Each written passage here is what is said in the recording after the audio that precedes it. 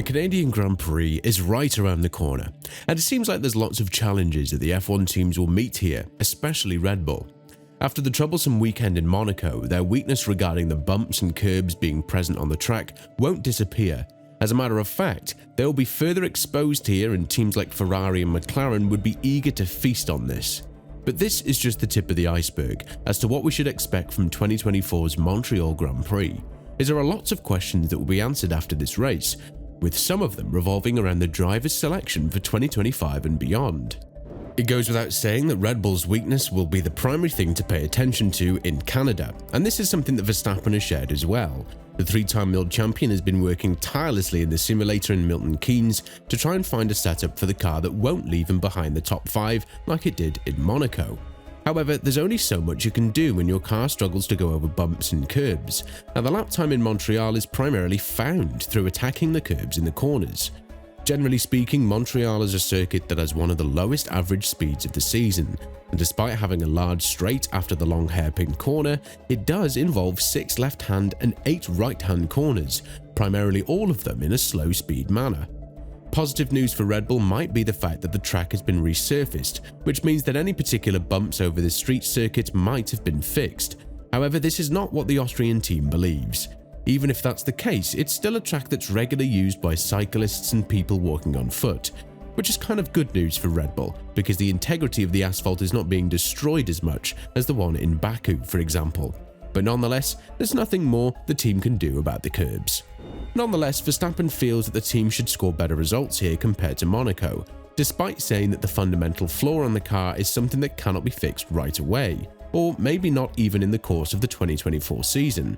The rain factor, however, is something that the three-time world champion has been capitalizing on for quite some time in his F1 career, and considering the fact that Montreal is expected to be wet scenery from Friday to Sunday, the rest of the grid should be afraid of Verstappen unleashing the 2016 Interlagos version of himself here in Canada.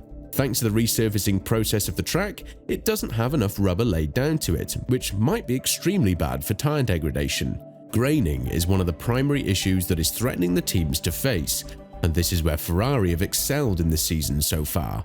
The tyre management of the Maranello team was extremely good on demanding tracks like Suzuka, where they managed to pull a one-stopper with Leclerc. Now that the upgrades are working and the speed is there, this is a perfect opportunity for Leclerc to close down on Verstappen's lead even further, as it's quite possible that Perez won't be even in the mix of the top 3 drivers, and therefore Ferrari would be able to use the strategy factor with both of their drivers in order to win the race. And of course, we cannot talk about Canada without mentioning the weather. If we are to look at the forecast, the rain factor is anticipated to be present in every session, starting from the practice and ending with the race event, with a different percentage of probability. Nonetheless, on a newly resurfaced track, the rain will make the situation even more interesting, because the low grip will be further enhanced, which means that if some of the drivers are caught up in between dry and soft parts of the track, the skills of the driver will come in quite handy, as the 798 kilo machines will be quite tough to handle in these circumstances. Overall, it does look like a weekend in which we should be able to have a proper 3-team fight, with a primary difference that not many are expecting Perez to be up there with his teammate Verstappen like he was in the first couple of races in 2024. Of course, this serves as fuel for motivation for the Mexican driver, as there's nothing more he would want to do right now than prove the naysayers wrong after securing a 2-year contract with Red Bull. But then again, the competitiveness from McLaren and Ferrari is just too much to handle at this point. Fred Vasseur has opened up on the Canadian Grand Prix, a track in which he feels like the advantage will remain with his team and McLaren as well, as he went on to say, "Earlier this season we went to Japan on a wave of enthusiasm, following Carlos's win in Australia, and now we have that same feeling in Canada off the back of Charles's triumph in his home race in Monaco. Everyone is pumped and prepared to the maximum for this Grand Prix. The Montreal track is very different from the one in Principality, even if there is still some slow corners. But in general, it's much faster, requires less aerodynamic downforce, and there are more opportunities for overtaking. That doesn't mean our approach to the weekend will change in any way. Thanks to a lot of hard work, we will have managed to further close the gap to the team leading both championships. But the gaps between us, McLaren and Red Bull are very close, and so the slightest little detail can make the difference. Overtaking in Montreal shouldn't be that hard, considering the long main straight that is present after one of the slowest corners that the F1 calendar can provide. However, if you're stuck in a DRS train, which does often happen here in Canada, there is pretty much nothing you can do at this point. An interesting thing to add is that while many have expelled Mercedes from the championship battle due to their slow start of the season, Toto Wolff is adamant that progress from his team will be visible here, and they will be in the mix of scoring good points, although he has been saying this for quite some time now, which is why we cannot blame the fans for not trusting anything until they see the good results themselves.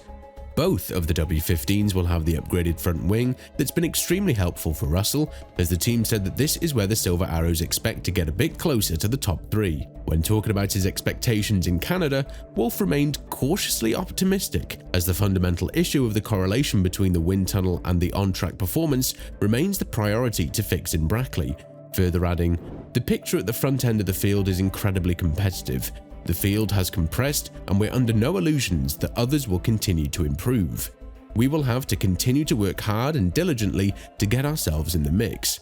We had an encouraging weekend in Monaco. We continued to make solid progress with our car, improving its overall balance and taking a step closer to those ahead. That progress isn't yet showing in terms of positions, but if we can continue to close the gap to the fastest cars, we know it will in due course." Both drivers will have the updated front wing in Canada, plus some other development items for this event. A lot of drivers will be under pressure to deliver performance, especially Sergio Perez, who has just signed a contract with 2 years and has effectively ended the hopes of Tsunoda, Ricciardo or Lawson joining Red Bull. If he fails to deliver on the desired level, then it will be loud and clear that the Constructors' Championship is definitely a category in which Red Bull will have an extremely hard time competing. Not only that, but Perez won't be available for Verstappen's championship defense in the way that Sainz will for Leclerc, because there'll be a lot of strategy involving now that the top 5 drivers are separated by 1.5 tenths, and every small mistake counts. And of course, the silly season does not stop during the race weekend. Quite the contrary, it provides even more excitement as some of the teams have decided to test the options they have available for the 2025 season. One of those teams is Alpine, as the French squad might be looking into an all-new lineup from the next campaign on, not just because of Ocon's departure, but Gasly's continuation of the deal is still a huge question mark in the Enstone-based squad.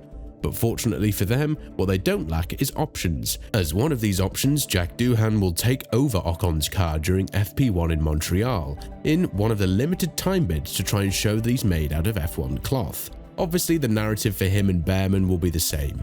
If they manage to prove respectfully during these free practice sessions for Alpine and Haas that they are ready for an F1 seat, then they will be getting a proper chance. Anything other than that, and we're looking at another set of choices that could be disrupting the current harmony that's present on the grid, with Mick Schumacher slowly lurking in the shadows and expecting to get a call after having quite the proper season in the Endurance Championship for Alpine. With all of this in mind, what do you think about the upcoming race in Montreal?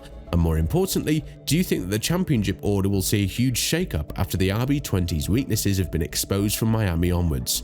Let us know in the comments below, and once you do that, make sure to click on the video that's appearing on your screen right now.